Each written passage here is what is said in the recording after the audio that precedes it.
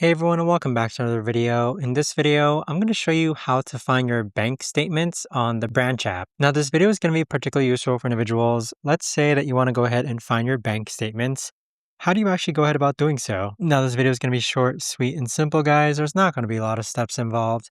Now, in order to do this, what you're first going to do is log on to your Branch account. Then on the bottom right-hand corner, you want to go ahead and click on Account. Then on this page here, you want to go ahead and scroll down, and then where it says Statements, you're going to go ahead and click on Statements.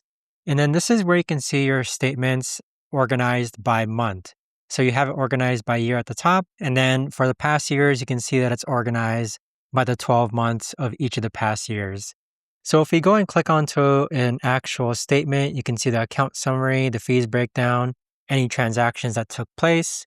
You could actually go ahead and download the bank statements as well.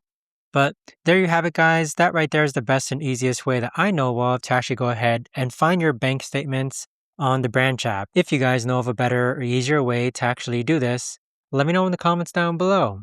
I would love to know. Thanks so much for watching, everyone, and I'll see you guys all in the next video.